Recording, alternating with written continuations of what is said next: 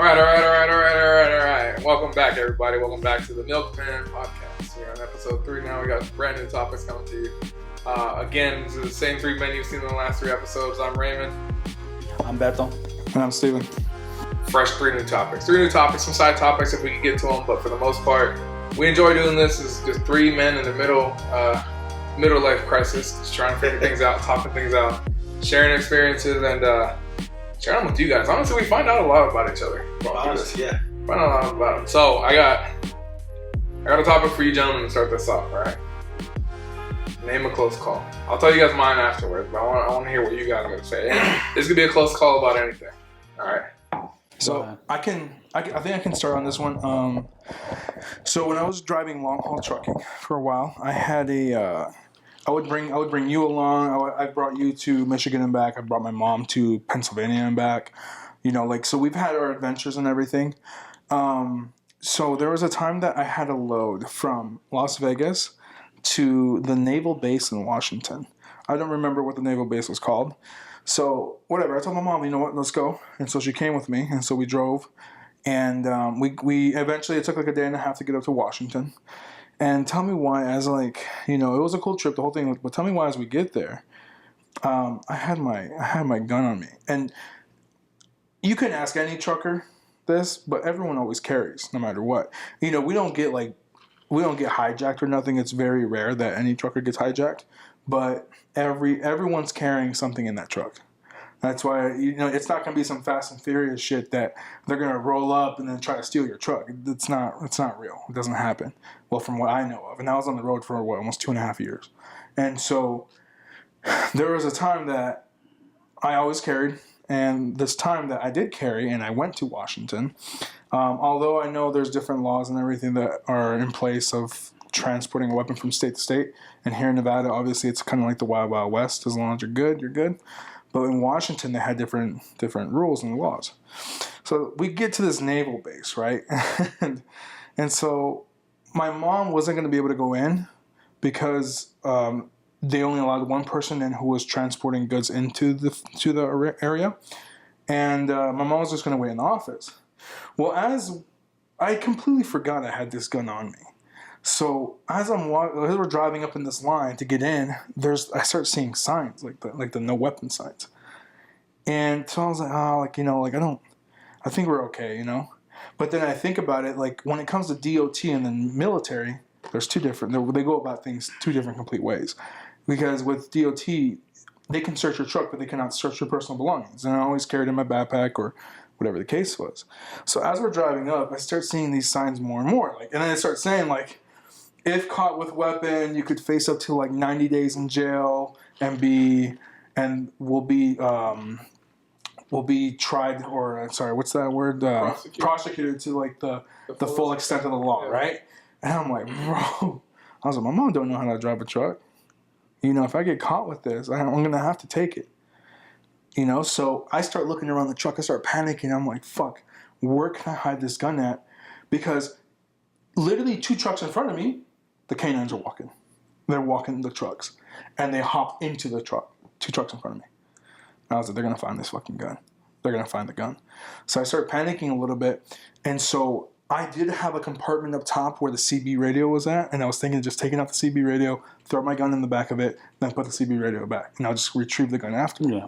But I was shitting bricks. I was shaking. And my mom, you can only imagine, bro. My mom was, hijo, give us a set, hijo. Panicking, right? And once we get up to the gate, it just happened to be that the officer was like, do you have a TWIC card? And I told him, I don't have my TWIC card. And TWIC card pretty much is, it kind of gives you access to ports and to certain military bases. You're good to go. They don't even have to do a background on you. You're straight. I didn't have mine. He's like, all right, man, go ahead, bust a U-turn right here. And just pull up against the curb over there and walk into the office and go get you have to go do a background check and everything before we can let you in. And I'm I'm thinking to myself, I was like, cool, this is my chance to find out where the fuck am I going to put this gun at.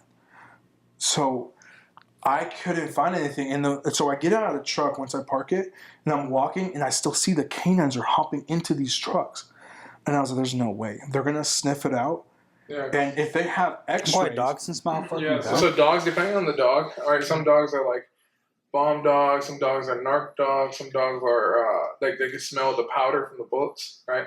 Yeah. So they'll smell brass, like they're taught to smell that. So if they detect, dude, like it's full game. Like even with our dogs, like they detect anything like that, all they got to do is alert, and you're getting strip searched. Like it's everything. So I can imagine you're under this pressure. Like, dang, if they get into this car, they're gonna smell the brass or the powder, and that's it, bro. And some of these places have X-ray, so they could when your truck drives in, like even some of the weigh stations that you have to drive through, they can scan your truck. So they have X-rays where they could tell that something's there, and they'll go look for it. So you should have just fucking put the gun in your mom's purse, dropped her off at Burger King, and then. So here's what I did. So as we go into the office, my mom comes in with me, and I was going to tell her just sit here. But the thing is, I was like, how am I going to put my mom into a government building with the gun? With the gun in her purse. So what I do is, and I felt bad. So I tell my mom, all right, go back to the truck. I'll meet you back at the truck once they clear me here. She goes back to the truck. And I just play it cool in the office because obviously I know what's going on. My mom can't, you could see it on my mom's face. She was worried about something, so I sent her back to the truck. So I get cleared. I go back to the truck. I tell my mom, like, look, I'm going to put it in your purse. Get out. Because we were right at the exit of the naval base.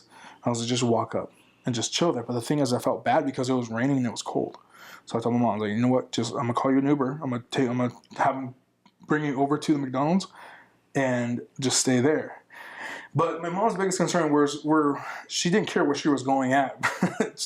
So before I sent her to McDonald's, she crosses the street, and she looked out of place, bro. She didn't look like she was supposed to be standing there. Oh, so awkward, bro. Like all these businesses were closed. When people are nervous, sometimes you can see it in their body language. Yeah. So I tell my mom, like, no, come here. And so I call an Uber, and the Uber takes her over to McDonald's. And I was like, just go get some coffee or something, because we got there like at 7 a.m. And plus, you have to do the paperwork and shit. And so, whatever. So finally, my mom gets in the Uber. She goes, and she goes in the Uber, and she goes or whatever, and that's taken care of. So I bust a Yui, get back in line to get back into this naval base, and as we're pulling in, I finally get to the number one spot. They're like, hey, where's your paperwork at? I give him my paperwork. He looks at it. All right, man, you're all good. Didn't even check? Didn't even check me, bro. All right, so I got a follow-up question for you. What do you do if you get caught and your mom gets in trouble?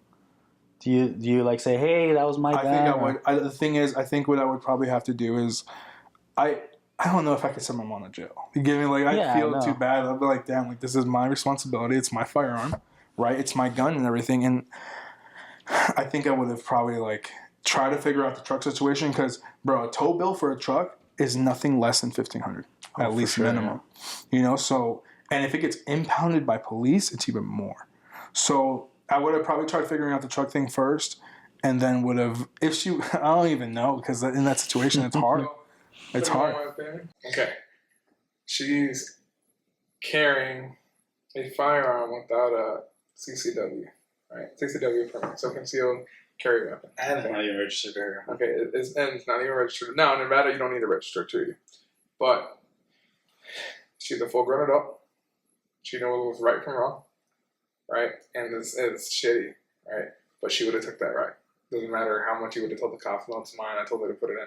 She would have took the right. Yeah. Because regardless of the fact, she knew she's not supposed to be carrying a gun on her without a CCW.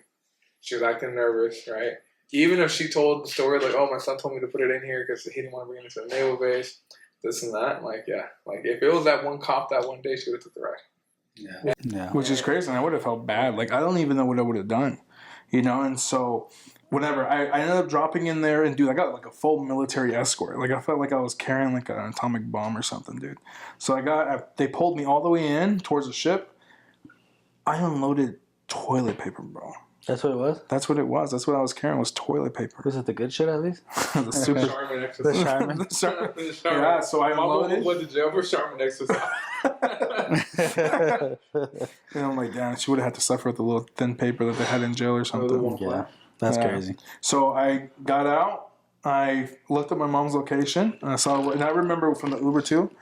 And so I pulled out of there and went to go pick up my mom, and I pulled up on the side of McDonald's, and she just hopped in, and we just left. And then that's crazy. But dude, we were both shaking because I was like, bro, like I'm not saying I wouldn't survive in jail, but I ain't trying to take a ride. Like in the military, it's different how they prosecute. Military police It's different how they prosecute compared to regular police. and it's federal. Because They probably have their own rules, it's a huh? federal land, Yeah. so you'd have been charged federally. Yeah, that's what's crazy over that. But at the same time, like I always carried no matter what because, again, not that anything would happen, but you never knew what could happen. So I'd rather just my saying has always been rather have it than not need it than need it and not have it. And I've always lived by that. And so that was a time that I think for me was probably a close call, bro. Because I honestly thought either I'm going to jail or my mom's going to jail. One of the two. That's crazy. You know? My close calls. I was involved in a drive-by shooting. So, tell me why I'm in high school, right? I think I was like a freshman or something. And I was washing dishes. Me and my brother were washing dishes. I thought you meant this is a dishwashing job. No. I was washing dishes in the kitchen, and my brother was drying them because we were like, all right, I'll wash them, you dry them, whatever the situation may be. Just to give you context, back in the day, I used to live in a trailer, right? So the trailers are made out of like these thin, like aluminum sheet metal, and they're just you can hear everything outside. They're just really thin walls. Like I would assume like the trailer's wall is probably like this thick. So as we're washing the dishes, all of a sudden we hear this car, and then we just hear loud freaking gunshots, and we knew that the gunshots were hitting the trailer because the freaking walls of the trailer were literally vibrating, boom, boom, boom, and it was so fucking loud. And I just hear my mom and I said, "Get down!" So we fucking lay on the floor like that, and for like they let off a whole clip, so like 15 rounds, like boom, boom, boom, boom, boom, boom, fucking loud in there. We're just on the floor. And then automatically the first thing we hear the car drive off. I'm like, oh fuck, my dad's room, my mom and my dad's room's all the way in the front where they shot the trailer. They fucking shoot my mom and my dad, so we fucking run over there. And my dad's like, he's like, oh, I looked out the window, and where he looked out the window right next to him, all the bullet holes are right there, so it just fucking missed him. So then we call the cops or whatever, and we're like, what the fuck happened? Like, why the fuck did someone just shoot our house? Why'd Like, they target you guys? Yeah. Yeah. So I'm like, my dad involved in some shit, or what the fuck's going on? Someone has like a hit out for us. Anyways, we get the police report. We do everything. The next day, my neighbor, who lived in the trailer right next to me, her name was, I'm not even going to say her name, but she lived right next to me. She's like, hey, I'm so sorry. I have to tell you guys something. Oh, that was my boyfriend who shot your guys' trailer. She said, I feel so bad. I felt like I have to tell you. We're like, what do you mean? The night before our trailer got shot, my older brother was talking to that girl's boyfriend on the phone, talking shit to him, like, oh, whatever, you're not gonna do shit, you're hard. He's like, oh, I'm gonna kill you, like a wannabe gangster. Yeah. So they were talking shit on the phone. So he knew that we lived next to her, right in the trailer. So he's the one who did the drive-by. So she felt all bad, but luckily none of us got hurt. And then my dad is like one of those guys who's like always feels bad for people and shit. He's like, oh, he's a young kid, I don't want to put him in jail forever. This, tell him to come apologize or whatever, this and that. But my mom and me and my brother were like, nah, fuck that, send that fool to jail. I mean, let him learn a lesson or whatever. But yeah, that was crazy. Like, did you guys ever see him again or come forward? We never saw him. He never even came to apologize or nothing. But I don't know if I could come to apologize. Yeah, like, hey, my bad. I lit up your house. Yeah, I shot 15 rounds into your house. Yeah, and that's why my thing was like, yo, send that fucker to jail because he's probably gonna get away with that and something even crazier. Yeah, he's probably in jail right now. So what happened to the dishes? You guys finished the dishes? Fuck, bro, I don't even know. Justin, still drying. Is it still drying? Still drying in the ground. That's the worst, bro. Getting, your parents tell you to clean the dishes and you don't clean. And the worst part about it too is that.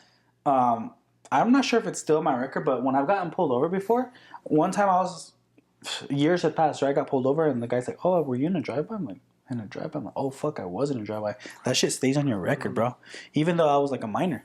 I mean, everything, whether you're a victim or a suspect or a person of interest or even just a contact, like, it all stays with you, bro. Everything follows you. Everything.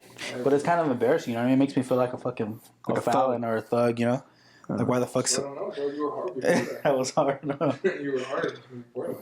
I should have let them fucking just graze my arm right here. so I could have got the street cred, huh? You would have got to the window. I got It's like, oh, I've been shot. Many. Like fucking many. Like that school, huh? Where's that from?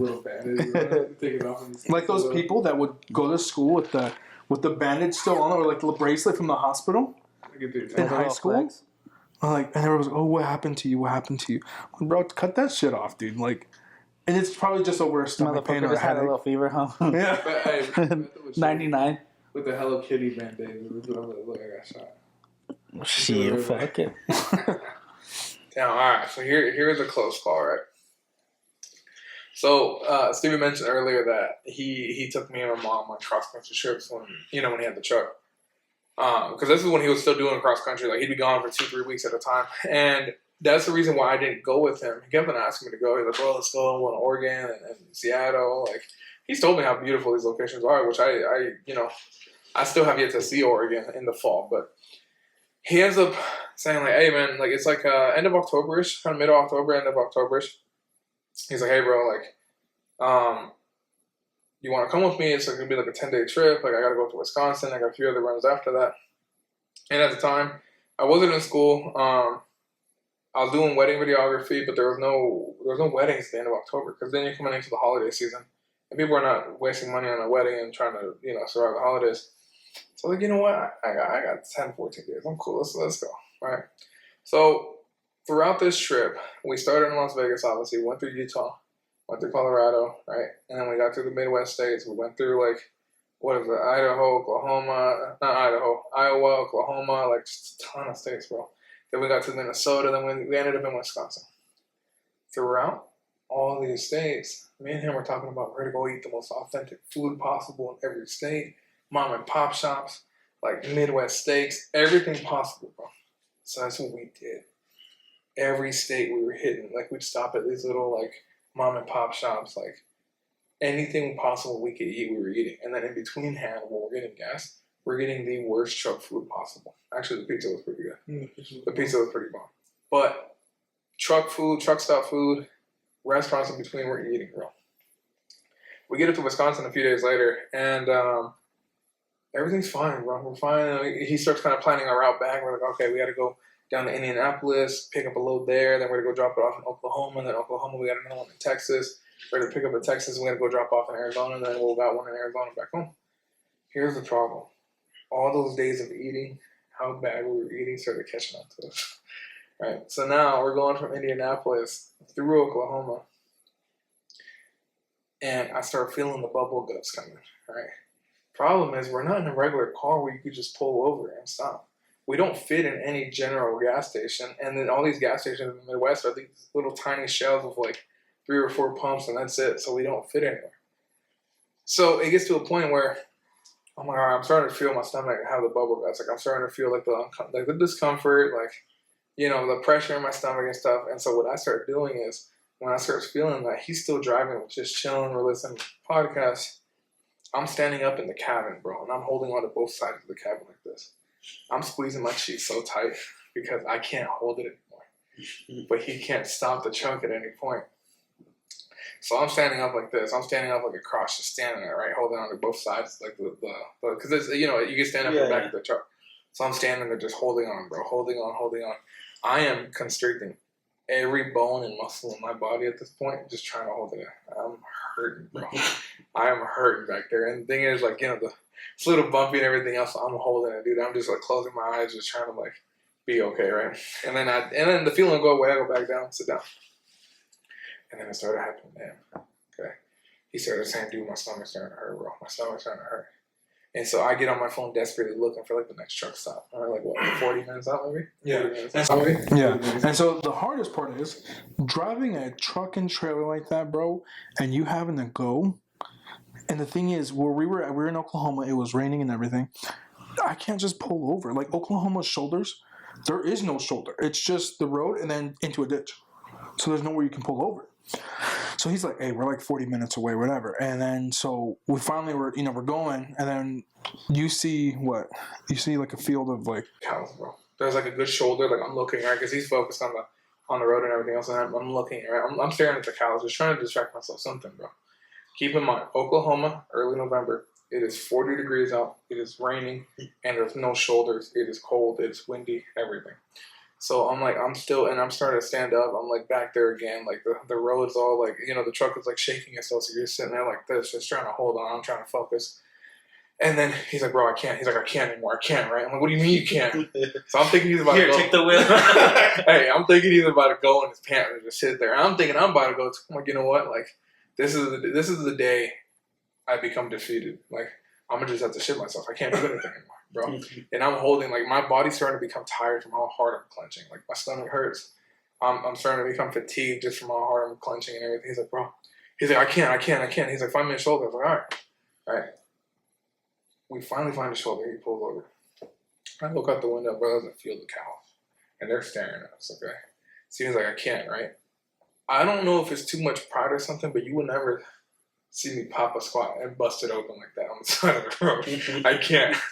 But Steven ran down those steps of the truck with a thing of toilet paper in his hand, and he went down, right? It's 40 degrees. It's raining. And it's actually snowing a little bit to the point where the stove. That's like a flurry. It's not sticking to the floor, but it's coming down. I look over, Steven goes between the truck and the trailer, bro. And he pops a squat.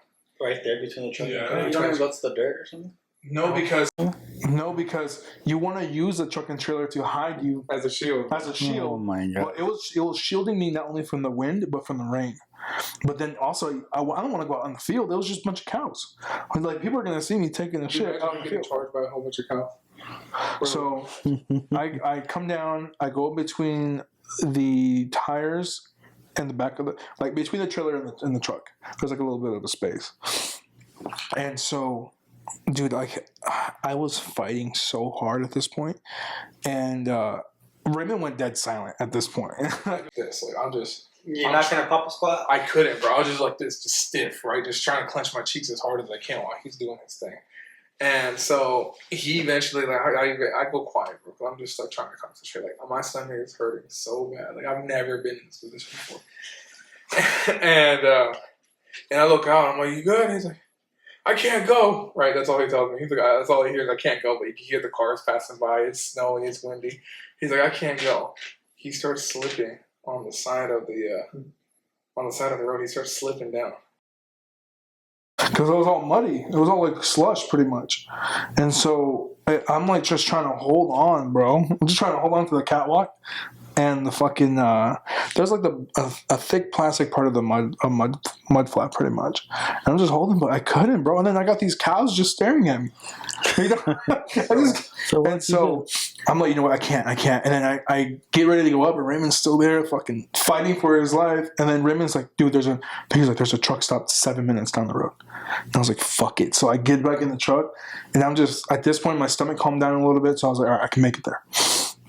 And so we start driving towards this truck stop, and I shit you not, it was probably the longest 7 minutes of my life.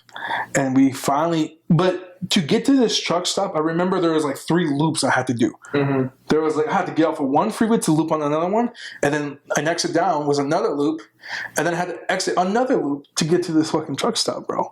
And so as we pull in, we finally get there. I see that there's no parking, literally none. So there's a big, I don't remember what kind of tank it was. I pull it to the left, and it's a no parking. I said, I don't care. I don't. It was, that's why. Okay. So yeah, I'm going to tell this part, bro. Because from my eyes, this was the most, like, this is as close as we got. Me and Steven get out the truck, right? We're bent over holding our stomachs. We're both bent over. We look like hunched, right? Like running, like kind of speed walking into the truck stop. We finally see the restroom in the back. And when we get back to that restroom, I round the corner first, right? That open stall, the toilet looked like gold to me. It looked like gold. We finally get closer. There's no other stall available, right? And I realized that first, but then he comes up behind me. He's like a few steps behind me. Okay. Sucks to suck. So I see that stall. That toilet was made of gold, bro. And then I look at there's no other stalls available. I turn around and look at Steven. How big his eyes were and how white he was, I knew like there was no chance. Like that just showed straight defeat. Like the minute he realized there was no other stalls available and already made it to the first one, it was straight defeat with that man. I could see it in his face, bro. He was bent over, his eyes were wide open, and he was bent over, his eyes were wide open, and just pure defeat, bro. And he's just staring at me like, oh, that's it, bro. Like my brother lost. Like he lost the battle essentially. And so I let him go because my stomach calmed down for a second. Steven sits in that stall, and it sounds like World War III going on in that stall. That man is fighting for his life in that stall, and the stall next to him opens up, and the guy leaves, bro. And he's taking his sweet time. He's an old timer. He's taking his sweet time to get out. And as I sit down, bro, I'm still hovering. Like I haven't landed yet, and it starts pouring out. And now I'm in the fight with him. He's in World War III, and I'm in World War III. We both sat down there for I think like 15, 20 minutes. Like it was a while we were sitting there, bro. Finally, we both get out. He is sweating, and so am I. Bro, we fought for our fucking life right there. And we're both traumatized, we're both hurting, and we're both sweating, bro. What happened was that we ended up buying Pepto-Bismol before we walked out. But I've never been put in the position where when you need to go, you need to go. You always need to go at the worst time, too. It's never convenient when you're sitting here at home. It's always when you're on a plane or something like that. And, I mean, that was the closest I ever got. I really thought I was going to shit myself that day. But when I haven't shit myself since I was like 4 or 5 years old. It's crazy. 5 years old. It's crazy. But I just have the image in my head of like a highway with patrol pulling over. Imagine, And you dude. just see two twins shitting. please, bro. And horse and stuff, we were like just running around the shore just trying to get to the bathroom. so cold, bro. Yeah, I couldn't. that's why I don't like. Yeah, I couldn't That's why go. I don't like trying none of that sketchy food, bro. Fuck that. But we were checking out. Yeah, it was so good. We were trying like barbecue spots and this and that. It was cool, man, but it wasn't worth the consequences, bro. For real, fuck was that. stopping every hour. Even if you didn't have anything, we're like, just shit, just in case. But we were stopping every hour on the way back, dude. But That's crazy. It was pretty bad. that was tough. Yeah, it was pretty bad. Yeah, it was pretty bad. So, I do have another question for you guys. So, I don't know how this is not a controversial thing, but I think depending on your background, it really determines this because many people feel different ways about this. But my question is that do you guys think working as a Latino in Border Patrol is it the right thing or the bad thing? Like, do you think being in that kind of position, knowing that you have the power that you do as a Latino and seeing these families come from Mexico, Central America, South America, or even from different countries, now you knowing that they just want the better for themselves, but especially Latinos, because you're Hispanic and you see these Hispanic families wanting to cross over, is that a good thing or a bad thing? Do they look at you in a good way or in a bad way? I don't know. What do you think? It sucks, man. I think we talked about this in one of the last podcasts. Like, you being here and your family being there, right? I feel guilty about it too. It's like, our parents made the decision to come over here for a better life, and luckily we got that. And now we understand that that's all they want themselves is a better life, right? So it's one of these things where it's like, as a Latino, essentially enforcing the southern border, they look at you kind of like, I don't want to say a traitor, but maybe the enemy a little bit. Like, dang, like, what we're going through. Like, you went through it, your parents went through it. Like, what we're going through. And I understand that they want to come here for a better life. Because I'm going to tell you, you're never going to see a Hispanic sitting there asking for money. Right? Hispanic people are some of the hardest workers. There's always jokes about, if you want a house done fast, hire Hispanics. They are, bro. If you look in this neighborhood, all the workers that were building the houses, they're all from, Latin America. Yeah. And it's not just Latin American people crossing the southern border. That's what a lot of people have, like, they just think like it's literally a male and female with like Mexican identities, and it's like everybody crosses the southern border, right? But the biggest thing is like what these people look at as bad in a way because of the fact that we're Latinos, like working at Border Patrol. The thing about it is that everybody doesn't have. A lot of people don't have the actual idea of what the reason for Border Patrol is. It's not necessarily just to stop people from crossing the border. But you got to remember, like, all the drug routes are through the southern borders. Typically, like, human smuggling, right? People smuggling, this and that, through the southern borders. Weapons smuggling is through the southern borders. Because Canada's not bringing in guns. They might bring in some guns, but, I mean, they have so many bans in their country for guns. Like, yeah, I can see them bringing guns from the U.S. to Canada.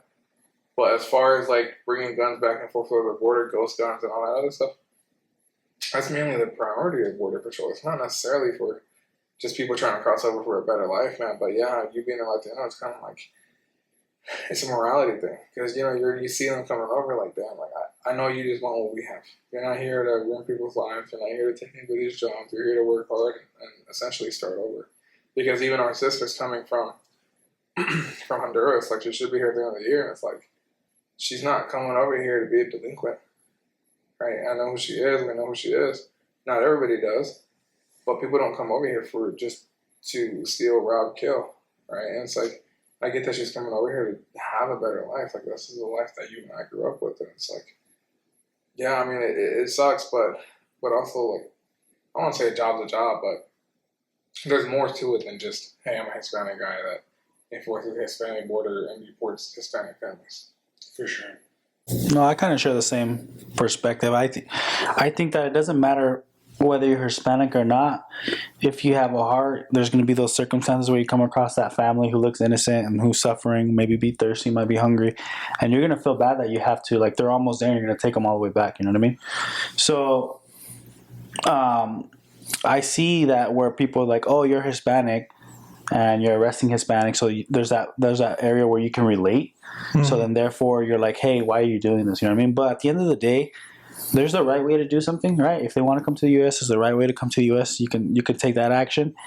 And to your point, there's multiple aspects to it. You know, there's people crossing drugs, there's people crossing money, and there's also a lot of other people coming into this country. Like, you know, a lot of people tell me there's people from Asia coming, people right now coming from Russia, Ukraine. So a lot of the times there's this misconception that, oh, because it's the southern border, mostly Hispanics are crossing, but no, there's a lot of other people with other ethnicities and other backgrounds coming into this country, you know what I mean? But one thing I want to point out too is, like, in life, if someone doesn't pay your bills, if they don't do anything for you, then their opinion really doesn't matter. As long as you're not doing anything bad, right? Like, I'm not saying like be an evil human being or anything, but at the end of the day, you can't go around trying to please other people's opinions or other people's perspectives. You gotta do what you gotta do to feed your family, and you're doing it in the right way. You have a good job. You're adding value to our community, so you can't be focused on what other people think, because you gotta just focus that energy on yourself. You know what I mean? Because you're never gonna satisfy everyone, no matter what you do. There's always gonna be people on one side criticizing you, and there's always gonna be people on another side being positive. So my aspect on life has always been be positive, focus on you. And the negativity, I don't even entertain it, bro. I just continue. If someone's negative, I just take them out of my life. I'm not even mean about it. I just avoid that person. That's it. Yeah. Like I had met a guy that crossed the border. I had met this kid. He was probably like 20 years old. And he told me a story about how he crossed the border. And I know, like I said, there's, like you said as well, there's many ways to go about it. Like, my sister's been waiting now for about more than 5 years for her paperwork to be done. And there's people that have been waiting longer, right? Like, there's people that have been waiting way longer. But this kid told me, like, he was like, I couldn't even get my paperwork done. Like, because I think in Mexico, the wait time for papers is like, it's ridiculous. It's like close to what, right? I think it's like 20 years? It's like, it's currently 20 years. 20 years, right? Wait. It's a 20-year wait just to get you something like that. Don't, before you guys come at us, I'm just saying, I believe it's around that time. So this kid was like, he's like, I'm 20, I'm trying to make something out of my life. Like, I don't have my parents. You know, I want to make something out of my life, and this is the only way, because in Mexico, majority of the times, it's either you're involved in drug, whatever the case is, or you try to make a living of what you can there, right? This kid had told me, he's like, he saved up all the money he could, and a lot of these spots, like border cities, they sell like all the camo stuff. And he's like, so not only are you paying a coyote to take you over, and you have to pay for your own supplies, your own water, your own food. But once you get to these border cities, depending on where you cross at, and he told me he crossed at the Arizona state line, or the Arizona Border Patrol area, the border line. But he had to buy camo pants, jacket, hat, all of it. He had to buy all that stuff. And when he crossed over, they crossed over the first time, and I guess border patrols, they're detective, like they have the detection devices out everywhere. They got caught the first time. So when he got sent back literally the next day. He had to go back and rebuy everything because they took everything away. He's like, that was my last $50. He's like, well, $50. I don't know what the difference is for pesos, but he's like, that was it. That's all I had. He's like, so I had to buy the gear again one more time. And he said that when he went with a group of like 8 or 10, and when they went again, they were good, and then the sensors went off. And they had, supposedly, he told me that there was some type of drone activity that they were doing across the borderline. But they heard a helicopter, and the group kind of just dispersed. But they always, I guess the coyote had told them, like, we're going to meet in this spot. And there was a farm not that far away from the border. So when they get, him and 2 other guys ran all together, everybody kind of like split up. But then there was a heavy patrol because their sensors went off that there was people crossing at that time.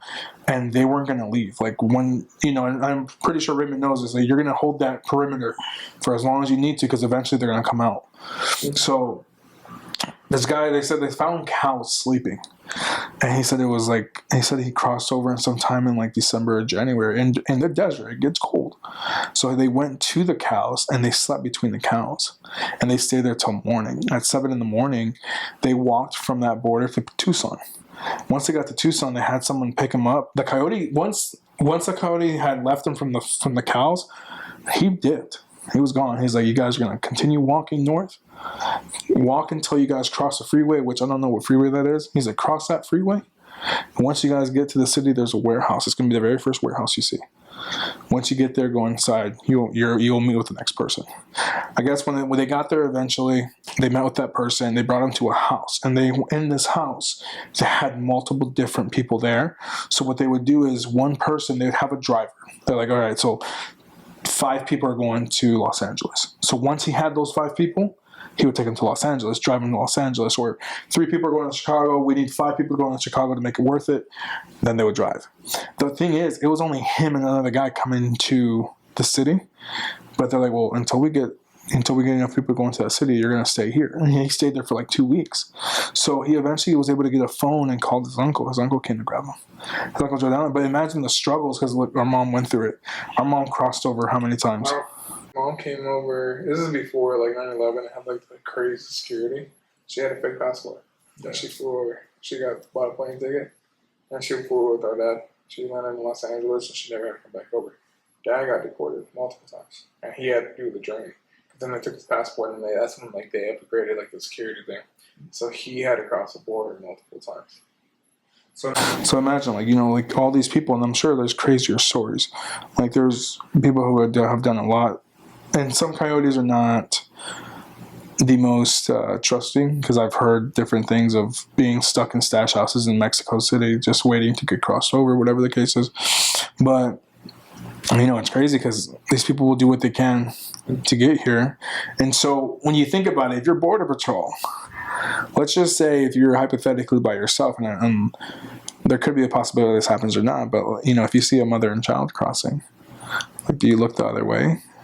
Because you know that they're trying to make a life out here because wherever they're coming from, there's a reason they left. So it's like, do you look the other way or do you? No, I think there's a way. People always justify things in their head. So if you see a mother and child and you're like, hey, you know what, I'm going to deport them, you can think about it in a different perspective where you can be like, hey, if I looked the other way, what's to say that mother and child wouldn't have died in the desert?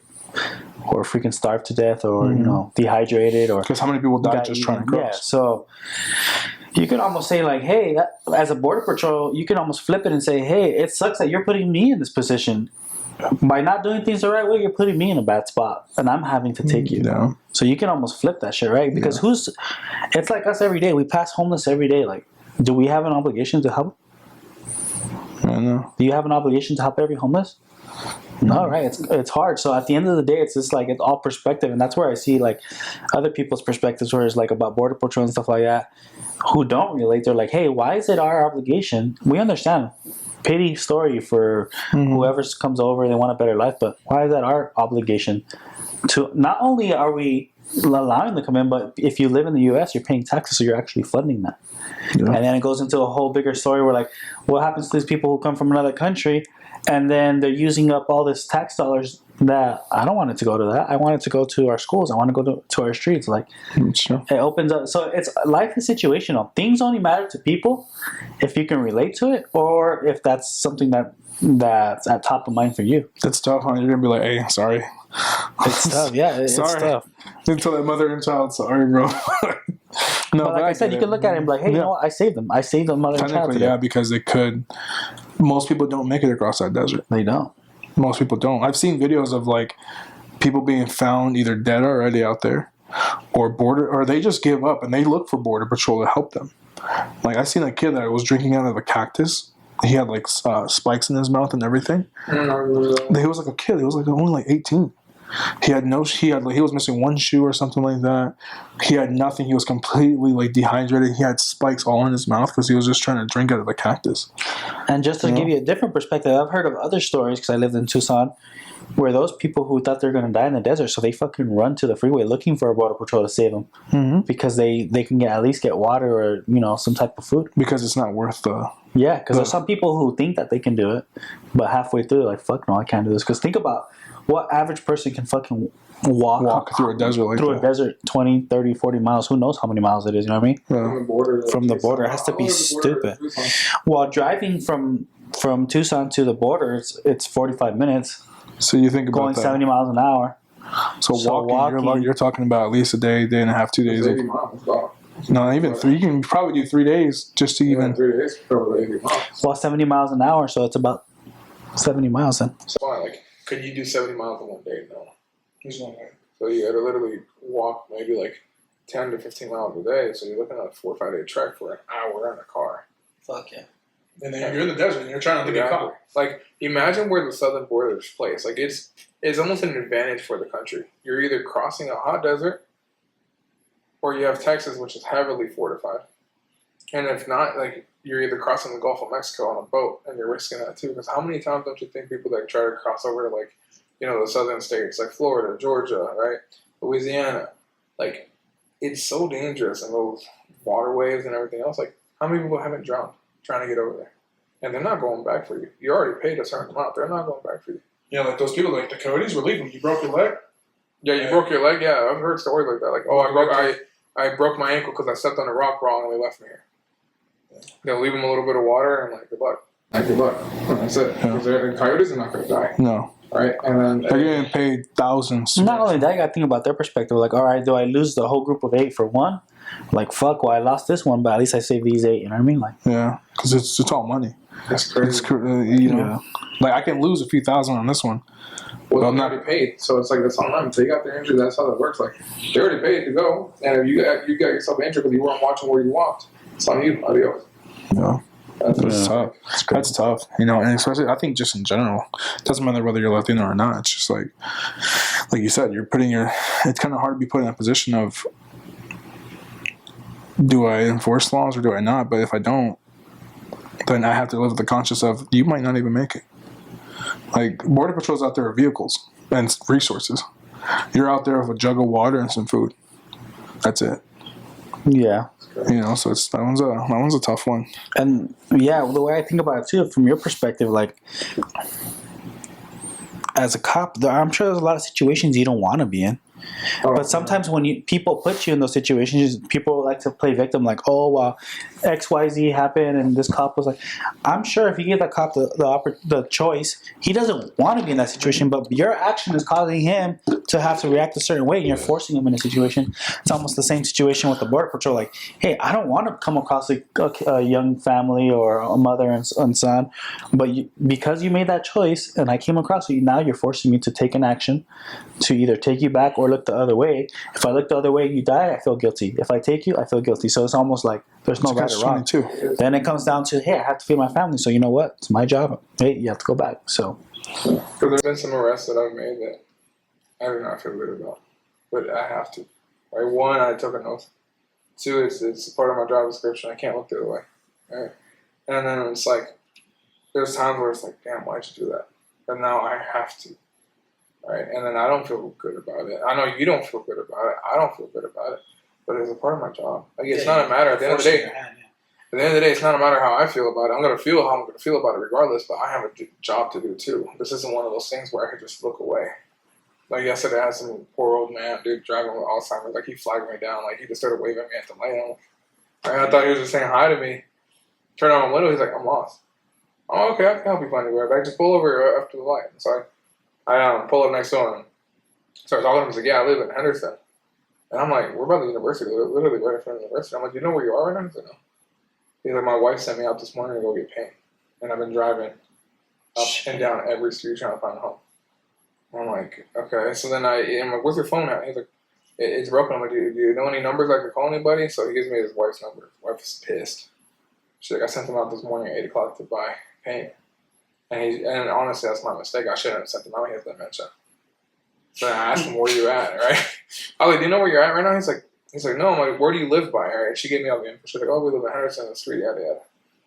And he's like, I'm like, what are your major cross streets? Like, everybody knows what the major cross streets are. And he's like, Valley View. I was like, we're so far off, right? And so the part that sucked about it was like, yeah, I was able to call the wife. The wife sent like the son to go pick him up and stuff. The part about it that sucks is I had to take his license, right?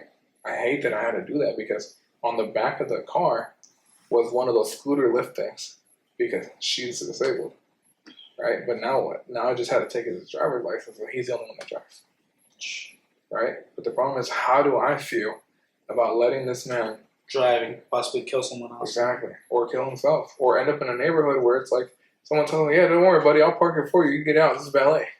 He's going to believe it because he has dementia. He doesn't know what's going on. Yeah.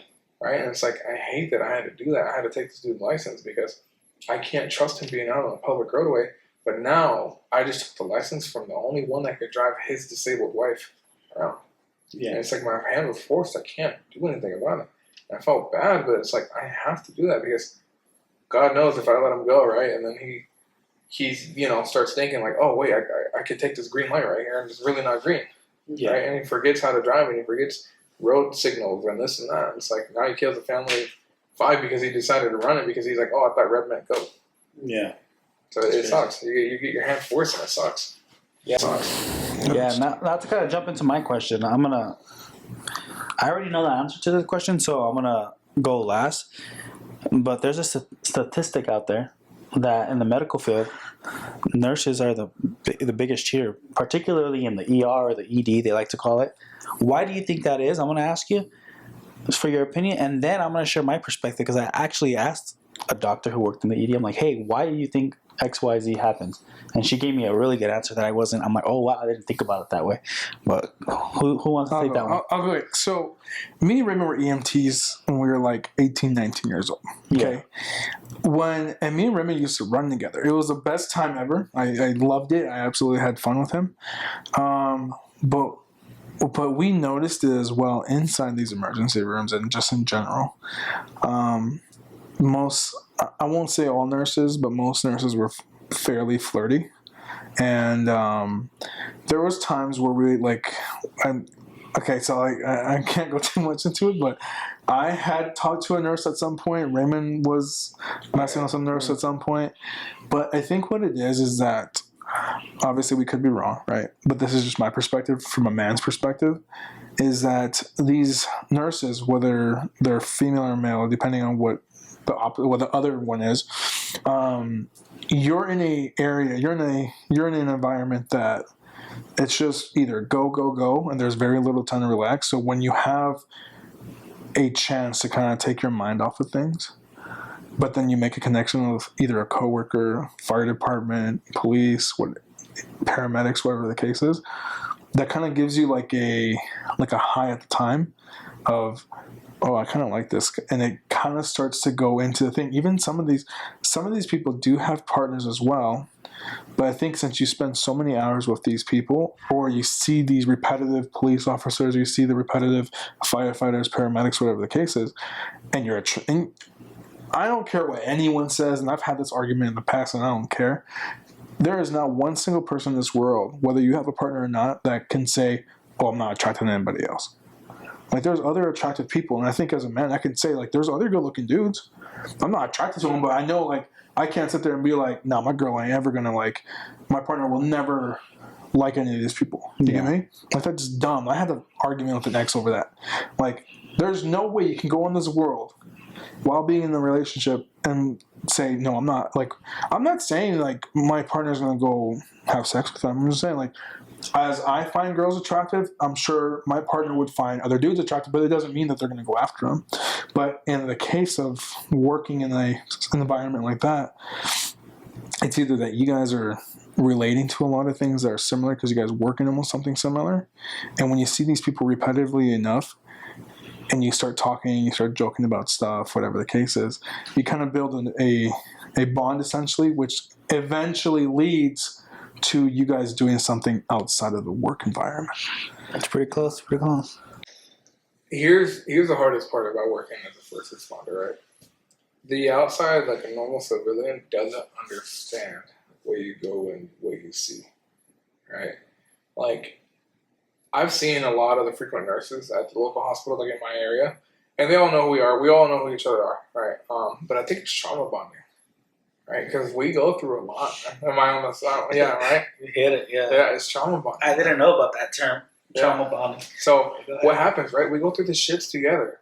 Like the same kid, right? I had the same kid. I stuffed my fingers into his chest because he got shot with he was dealing with weed and it went wrong, right? So I literally shoved my thumb right on his because I didn't have like a chest seal on me, and I was the first one to respond. So I shoved my fucking finger right in the side to be able to plug the hole because he was having trouble breathing, right? Because he was going to get a pneumothorax.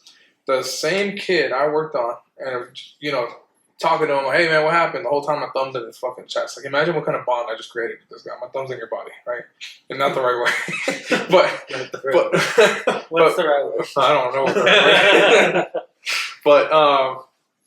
But the same kid I'm working on, right? I'm trying to figure out what's going on, and then like, guess what? The paramedics pick him up, they take him, and then when we get to the hospital, now it's the nurse's job to take over what I started. And then we're sitting there talking, I'm passing off information. We're kind of making light of it because that's what first responders do. We love dark humor. We take our experience and this and that, and we laugh about it. Why? Because that's the way we cope with the shit, is laughing about it.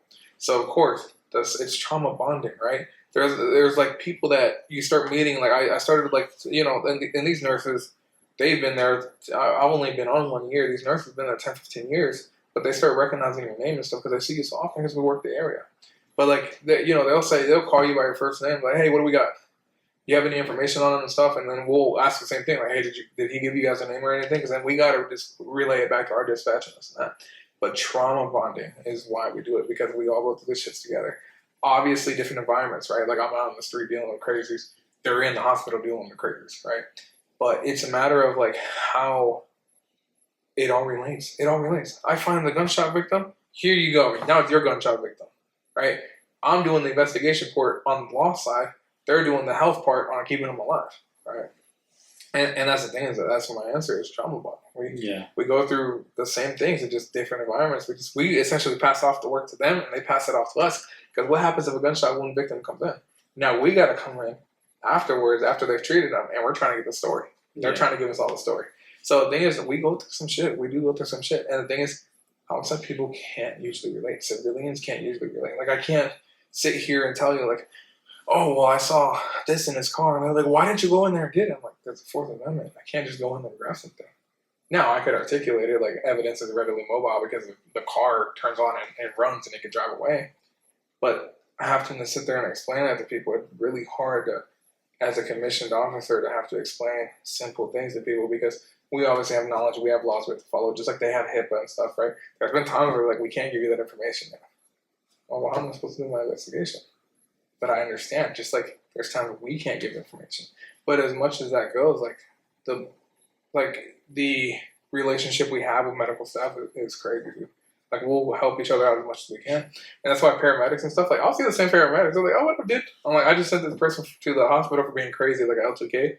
Like they didn't know where they were. They can't care for themselves. So I'm filling out paperwork. I'm like, hey, thank you. 3 hours later, I see that same unit. They're like, what up, dude? And like, we just saw you 3 hours ago. I was like, yeah, that's what it is. We all go through the same thing.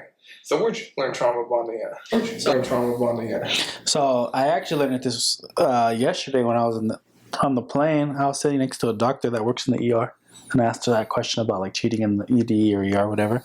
And she said it's called trauma bonding. And the best analogy she gave me, she's like, let me just give you an example. Like if I'm dealing with someone who codes and then I give them chest compressions and I bring them back to life, but then I find out that they're brain dead and then we have to talk to the family and let them know like, hey, it's better if we just let them go or whatever.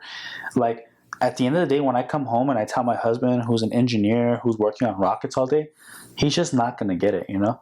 So he says a lot of times you create a connection with someone who works in your similar field because you share that similar trauma.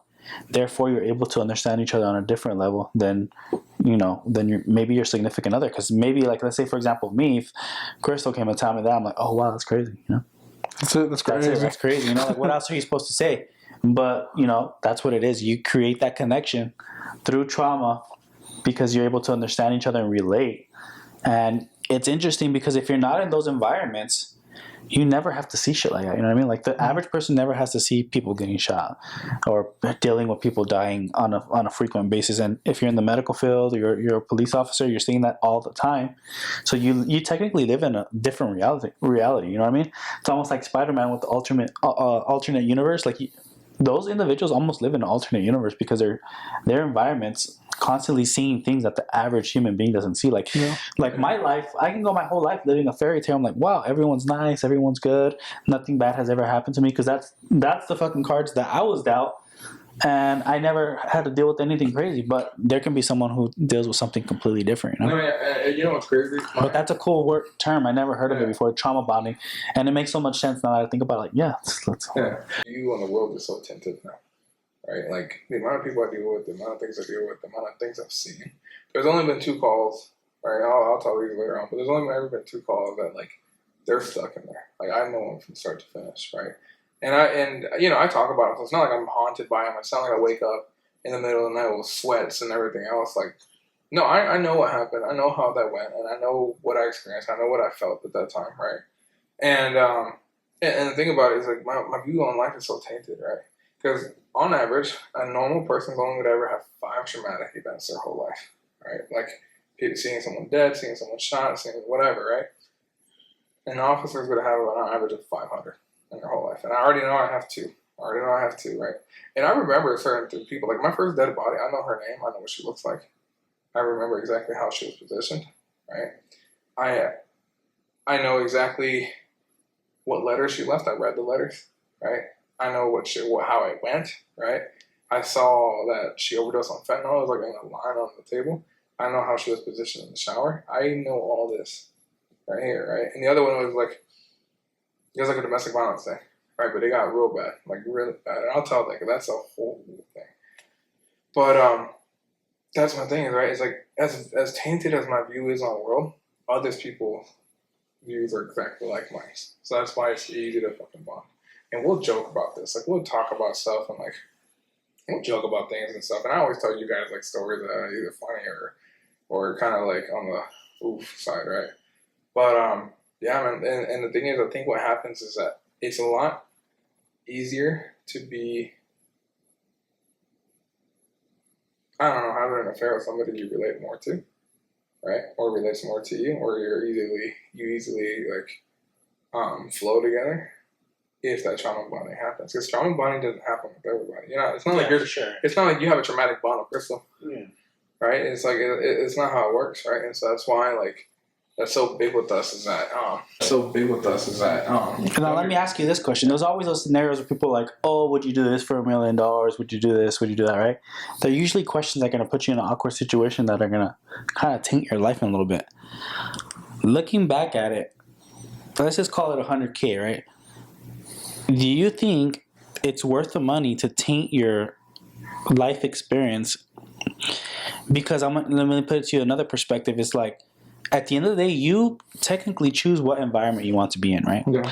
And you being in this environment for, I would say, a shorter amount of time, I wouldn't want to say, is there any regret? But is there any part of you that thinks like, damn, is it worth tainting your life experience and what you're going to see every day for a certain amount of money? Because think about it, how many people are going to have my experience, my views, my knowledge, right? Like, think about it, I'm going to be old to be able to tell some stories, right? Yeah. But I think what happens is that our experiences make us who we are, right? And I think it's okay to have that tainted view on life. Because the thing is, like, the other difference is having a healthy balance, like why life is so good, but why life is so bad, right? And there should be a healthy balance. Like, you should be able to experience other people's bad life and still keep your good life. Makes sense? And it sucks because people only call the police on their worst days. They don't call you to come say hi and give you cookies. That shit does not happen. Right? But what ends up happening is you realize, like, you thought you had problems. You don't realize what kind of problems you think you had compared to other people's problems. And so when you see, like, bad experiences in life, and you don't have to be first responder to see this, but going through the shits in life will make you such a better person later on, right? Because don't get me wrong, like, as a kid, dude, I was a hoodlum. Like, I was for sure, like, we were doing stuff, like, I never got caught, right? But does that make me a better cop now? Yeah, because I went through it. I understand. I know what I did as a kid, so I know what these kids are doing now, right? Now, don't get me wrong, these kids are different. These kids are stealing cars at the age of 14, 15, carrying blocks with switches. Like, we didn't do that. I might have stole a pair of socks. But, I mean, we've been in some foot pursuits with kids that have Glocks with switches after they stole a car. That's completely different. We weren't doing that. We were maybe stealing candy, staying out late, sneaking in the movies. Whole different environment now, right? But I think it's okay to have those experiences, bad experiences, because it makes you who you are today, right? Like, there's some stuff that I've done when I was a kid. I'm like, I'm not. I was a kid. I'm like, I'm not. Yeah, and that's why it's interesting about life. Like, it's all about, like you said, balance. Those people who have the like the want to do certain things, and luckily, like for myself, I would love to be a cop to, like, experience, like, the tactical aspect of it, like shooting and learning how to, like, maybe, you know, do, like, some SWAT stuff. But I don't know if I can handle that trauma every day, because I don't know how it would affect me. Like, I don't know how I would be. Like, I don't know if I can handle that every day. Yeah. What about you? How do you feel? Because you guys are twins. Do you share the same perspective as him? Because I literally just asked you earlier today. I was like, hey, have you thought about being a cop? Right. I've thought about going to law enforcement. I think it was definitely an option at some point. But I think obviously my route is different from Raymond's. But I honestly do think that you should. I've always said this. Like, you have to go through life, and it's okay to have bad experiences, because not only does it give you the experience of that, but even if it's tainted a little bit, it's okay, because it does show you a different perspective of life. Does that make sense? Because Raymond goes through things that he sees the worst of people's days. That's the only reason why he responds. Like he said, I'm not just gonna call cops and be like, hey, you guys want something? You guys good? Like, no. I'm only gonna call them for the worst of the worst. Right? So I definitely think that having these tainted experiences is what molds the person and who they become. But is it worth the money? Like, because they always say, not all good money is great money. Yeah. Right? So it's like, would I want to earn money to go through these experiences and have more of a tainted perspective on life? I mean, I feel like I wouldn't mind it, but it would kind of also suck, because I think about it in Raymond's mindset. Raymond has to expect the worst of the worst with anyone. Like, he doesn't have the confidence he's gonna run into somebody out in the street in patrol and think that they're gonna be buddy. Mm-hmm. You have, because I've seen videos of officers responding to a spot, and that dude's ready to kill him. He's not like where they fake call to help. And I've seen it in Arizona, I've seen it whatever, where cops go up to thinking they're supposed to help somebody out, and dude blasts them. Yeah. So it's one of those things where it's like, is it worth the money? I don't know, but I think what it is worth is to go through those experiences to have a different perspective on life, though. Because not everything is rainbow and unicorns. We can all think it's rainbow and unicorns. But I think going through these negative and tainted experiences is what helps you have a different perspective on people. Because even though we all have good perspectives on each other, you don't know, like you know, your issues with your neighbor. You thought you guys were going to be cool, but now you have a tainted experience with this guy. No, I get that. You know, and so it's good to have a balance, because if you don't, and you go out there thinking the world is rainbows and unicorns, you're going to be very disappointed. Because sometimes these people are not. There's reasons why people became bad people, but you wonder why, but it sucks because they're going to try to do bad for you as well. Does that make sense? It kind of reminds me of the Batman situation. Have you heard that quote? You live long enough to become the villain, or something like that. The hero, if the hero lives long enough, they will soon become the villain or something Yeah, like that. something along that nature. Because think about it. That's what I'm saying. That's what I get. Like, I get what you guys are saying. Like, oh, it's good to experience this, right? But let's say, for example, the point where you shit your pants, right? Do you have to shit your pants 100 times in order for you to learn from it, or you have to shit your pants once, right? So when I think about Raymond's perspective and the situations he's be putting in, he's gonna put himself in thousands of those situations, and it kind of leads to Batman. Like, after 1,000 situations, it makes you think like he's gonna live long enough to become the villain. Because at the end of the day, not that you'll grow hate, but I would see myself like, if I see certain types of individuals doing certain actions, constantly putting me in certain situations, I'm gonna grow like a hate. almost a hatred towards them. Like bro, like you guys can't fucking figure this out. Where I have to babysit you guys and like, that's where I think about that. Where it would be hard for me because I know that I would quickly become a villain because I couldn't deal with so much stupidity. I feel like the same way because when I used to work security at the Venetian, dude, it used to be a rinse or repeat thing. The same problems, just different people. And eventually your patience starts to get thinner and thinner and thinner and thinner. And being in that kind of position, like, it's just like, dude, like, I just dealt with this 2 days ago. Yeah. Just different people. And now you have lower and lower patience because, like you said, you become a villain much sooner. And so that's why for me, I'm like, yeah, it'll be great to be a police officer.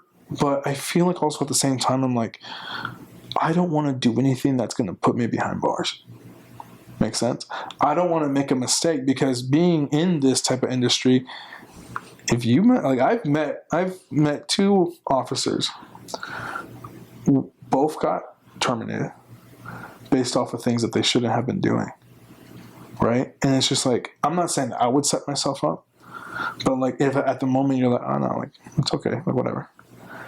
But then it's like, why would I want to put myself in a position where I can be behind bars because I don't take my job serious enough, or I make a mistake on the job and I shoot somebody when I wasn't in the, I forget how you say it. It's like you weren't in the right, because you weren't in the right position to shoot that person. Shoot them because you were emotional about it, right? Did they just Was it logical or emotional? Exactly. Did they just punch you in the face and run away? And then out of nowhere they grab a stick, so you're like, fuck it. Boom, boom, boom, boom. Like, fuck it. Boom, boom, boom, boom. And I think we've kind of led into a question that you can't really answer. I don't think you should. But now that we've talked about this topic, and you kind of, like, where do you want to take your career now? Do you want to stay in the field for a while? Do you want to, like, have you thought about, now that you saw the whole picture and everything, like, where do you want to, like, go? Because there's multiple areas where you can go into, right? You can work at the jails. You can probably work at, the gun range like we saw the other day. Like, what's your...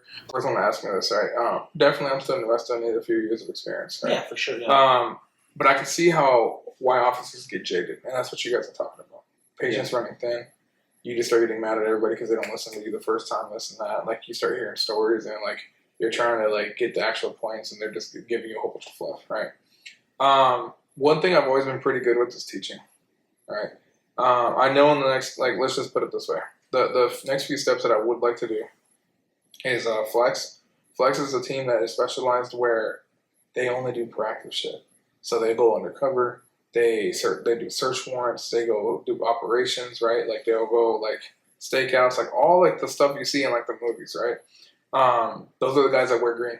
So if you ever see them in the green and they're hauling ass somewhere, it's because they're following something, right? I'd like to do that because that gives me more investigative stuff. Like, I'm like, all right, cool. It's no longer a call for service. Yeah. Like, hey, there's a homeless guy behind the 7-Eleven. He won't leave, right? You're not doing that anymore. That's what I'm doing currently. Like, I'll pull up, turn on my window. I'm like, if I'm back in 30 minutes and you're still here, we're going to have an issue. Like, no problem, officer, and they're gone, right? I don't have to do that on Flex, right? I want to do that for at least a year or two. And then after that, go to teaching, which is an FTO position, right? Field training officer. I'd like to teach. I do teach, cool. Right? Yeah. I was pretty strong in the academy and both now with my policies and my knowledge of, like, the Fourth Amendment and that kind of stuff. Like, I don't know everything, right? I'm brand new and still don't know everything. I still don't have all the experience, but I'm comfortable enough where I can handle stuff on my own. Yeah. And after that, I would like to go do some kind of, like, training bureau, right? Which is not, like, we have a bureau called MACTAC, which they do all, like, the building clearing, like the active assailants, which are like the shootings, right? They do, like, active shooters, like the schools and buildings and that kind of stuff. And then they do, like, a few more trainings. I'd like to go do something like that or go up to the range and be a range instructor. It's one of those things. And then maybe afterwards, apply to be a sergeant, like a patrol sergeant or something, and hit the streets again, but now in charge of a team. Yeah. So that's what the goal is for the next 5 to 10. Is get And I hate to ask so many questions, but I'm just thinking about good questions. Like, do you think there should be a requirement that after X amount of time, there should be a required rotation? Right? Like, if you're a field officer and you've already put in 4 years, hey, there's a requirement that you have to be rotated to do something else. That way you don't get jaded. I think it should be in place. I think we should have more officers specialized because there are some guys that do patrol their whole life, which don't get me wrong. If you want to be a patrol cop your whole life, do it. You know? But it's one of these things where I think the biggest thing about being a patrol officer, especially on a squad, everybody brings something different to the table, right? I'm the only Spanish-speaking officer in my squad. There is one other guy, but he's kind of like a no sabo kid as far as Spanish, right? But then there's another guy in our squad that has a search warrant, right? So if you pull over a DUI and they're like, no, I'm not giving you my blood and I'm not doing the test, all right, cool. We'll write up the search warrant right now. Don't worry, you're taking the ride regardless. But we'll have the search warrant ready by the time you get to jail. And then there's another guy that's rifle-based. He's a training instructor, like farms instructor, right? So there's something for everybody. And there's a training, like a defensive tactics training. Like, I believe that every person should go somewhere to have some kind of experience because that's what makes a squad, right? That's on us, right? Like, if, let's just say, hypothetically, we needed business advice, we go to you for it. Yeah. I trust your decisions because you've bought multiple houses, you have a successful career, you know how to manage your money correctly. Like, I'd come to you for that because I'm like, you know what? He has more experience in that than I do. Not only personally, but educationally too, right? If you had questions because you were having trouble with like a neighbor or like some kind of legal trouble or something or something going on as far as like family-wise or any of that stuff, you'd come to me. You'd ask me because maybe I know something that we both don't know, right? And let's just say maybe you got into a business where like you open a business but you have to transport a whole bunch of goods. You'd go to him about that. Yeah. Right? And so there's certain things, but that's what makes us up. And that's an interesting you said that because business is structured the same way. You start off, like, for example, my role, right? You start off as a sales associate, which is the person who goes and just does education. And then when you get experience doing that, you can go into my role, which is a territory manager, and now I'm managing a territory.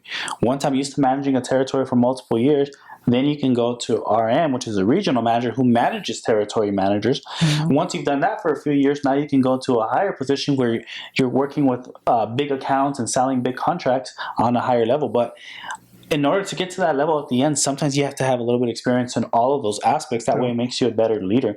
And that's what I think about, the police force. Like, that's why I asked about the rotation. Like, a lot of times as individuals, you don't know what your thing is that you're good at unless you get the opportunity to experience it. So let's just say, for example, you go to the range, you're like, oh, I really like this. You wouldn't have found that out if you didn't have that rotation, right? So if you put in place a required rotation to give people multiple experiences, it can help them identify their strengths. And not only that, but it creates a stronger individual because you're more diverse. Yeah. So leading into that, I got a question for you guys. So it's kind of like a little bit of a side topic, but would you, like, talking about all this, like going to jail and getting arrested and stuff, would you spend a year in jail or spend every weekend in jail for 5 years? That's tough. For me, I think I'll just have to do the weekends because I would go. It's crazy. Like, I'm so used to traveling on my job, moving a lot, and even on the weekends when I'm home and I don't do nothing, I feel anxious. Like, I have to do something. So you'd rather be behind bars for the weekend? So I couldn't be somewhere for a whole year fixed and know that I couldn't do nothing about it. Like, I couldn't get out. At least it's almost like, if I were to go every weekend, that it'll give me the opportunity to live my life during the week, have fun, do what I'm supposed to, and then only have 2 or 3 days out of the week where I'm suffering. But it would be like a healthy split for me. But I don't know if I can do a year straight. It's tough though because doing that, as like let's just say your job's not a normal job, but like let's say you work a regular 9 to 5 Monday through Friday. On your days off, those are days to relax. Would you want to go to jail for those days to relax? Fuck, I don't know. Just sleep 3 days or 2 days. It's tough. I'd have to go. It's like, you know what? If I'm committed to this, cool. I'll follow a different schedule. I'll abandon my life for a year, follow a different schedule, get real fit, spend my time in jail being told what to do. And typically, if you're good, right? Because I've talked to some CEOs, like if you're good, like It'll give you a little bit more free time, a little bit more privileges and stuff. A year, dude. A year will fly by, bro. And you Just go use on, it as a year to fucking get fit. Huh? Get fit, dude. Get fit, and then you go on for what they say and stuff. I use it as a year because here's the problem: 5 years. Every weekend you have to go. That means you have to go check in Friday night and check out Monday morning. Like that's tough, bro. Because then you do it for a year, you get it over with, and that's it. So the next 4 years, you're free to go no matter what weekend. That's true. I guess I didn't think about it like that. Like, as long 5 as you keep years, yourself bro. busy 5 in there, years you know. on weekends. That is pretty tough. Give me that year. I'll do it in a year. Give me that year. I'll come out buff. Give me that year. You get me? Like, it's just, it's just one of those things. I think, give me the year and I'll be okay. Yeah. Give me the year, A year. Yeah, because that's tough. All right, so one more question. Would you give everyone who's blind their vision? Everyone who's blind in the world their vision? Or $50 million you get? Or you keep $50 million? So give everyone in the world their vision. But they're currently blind right now? They're currently blind. Everyone's blind in the world? Everyone's blind in the world. Or you receive $50 million. So we're not just talking about blind people. We're saying everyone's blind. No. It's just talking about blind people. Oh, so like the blind people who already exist? Yes. So give them their vision or receive $50 million. Just take the 50 because let me tell you why. What if seeing is too much of a shock for them? You know what I mean? Like, those people are already used to living that way, so they don't know any different. You feel bad, like, oh, they're not able to see, but they live their whole life not seeing, so then that's normal to them. So then why disrupt the normalcy? Okay, hold on. I gave it to him. No. But I'm keeping the 50 million. Because here's my thing: like, if I give you your vision, like it should be a monumental step, like I cured blindness. At least leave my footprint somehow. But if I'm not gonna get any recognition for it, or they're not even gonna come ask me like, "How'd you do it?" Like, they're not gonna care then. They won't even know who I am. So then I'm looking out for other people, and I'm not looking out for myself. So I'm not going to take it. How much would you pay for your vision if you were blind? If I was going blind, I don't know. I feel like I'd probably pay a hell of money for it. So that you just fucking do this. You say, hey, I have the choice by the end of the week to give you guys your vision or take 50 million. So I'm going to have you sign this petition. Each one of you guys direct deposit 10K into my account. And you'll probably make your 50 mil. So you're going to check off both of them, right? The last day? All right, guys. Sorry. Sorry, we didn't reach the goal. There's no refund. It's not refundable. Yeah. I don't know. It's true, though, because people will pay millions of even, like... Oh, yeah. Like, we went... I forget where we went to, but there was a guy that came up to me. Well, I know who this dude is, but we were talking business, bro. This dude came up to me, we were just talking business in the trucking business. And this dude just grabs my beard and he starts going like this. He's like, I'd kill to have this. Bro, in the middle of a business meeting, bro. But it's true, because people, whether it's blindness, whether it's something, like, this kind of ties off into, like, how women are today, too, now. Where it's like, women feel the need to get in their body done because they just want to feel better about themselves. There's nothing wrong with it. Some girls se pasan. They have like a ant butt, right? Like a humongous BBL and some skinny legs. But regardless of what it is, everyone's okay to buy. If they can buy it, like add-ons, bolt-ons, whatever the case you want to call it. Yeah, they'll get it. They'll get it. So imagine they had that for blindness, cancer, whatever. People will be willing to pay. There's no price tag for it because they know that if you're cancer bound, but there's a product that can eliminate your cancer, and you got the money for it. I know if I did, I'd pay for it. Yeah, you'll spend every last cent for sure. So it's just one of those things where it's like that's tough. 50 million or cure everyone's blindness. But I'm sorry, dude. What do you just set up a Venmo? Yeah, set up a Venmo or like a little GoFundMe page. If you want to see police deposit. How was I going to read that message? We'll send out an announcement. In Braille or what? Yeah. Send mail in Braille? So. Something. Well, boy, I think this is a good episode. Yeah. Way to wrap up on third podcast. Third podcast. Yeah. I mean, it's been fun, dude. These are interesting conversations. We all learn anything and everything about us. Yeah. But hey, if you guys do have any questions, obviously nothing that's going to get us in trouble in any aspect. just shoot them in the comments. Shoot them in the comments, or even when we put them on our stories, just reply with a DM like, hey, what about this, right? And we'll try to answer it to our best ability. talk about We're also going to be having guests here in the future, probably within the next few weeks. So we're definitely going to have a little bit more. It won't be just more of us. I think questions would be towards these guests and try to get more stuff out of that. But yeah, if you guys have any comments or any questions or any concerns or anything that you guys could suggest that we could put on here, we're more than down to do it. But yeah, in the future we'll probably be having more people come on. We're planning on having some good episodes in the future. We already have some guests lined up that we want to get on here, so we'll be a little bit. It won't be as much as us anymore, but I think it will drag into other things. But For sure. Just switch it up a little bit. Sounds We good. appreciate you guys tuning in again. Till next week. Yeah, until next week. We'll see you guys in the next one. All right, Yep. Oh man.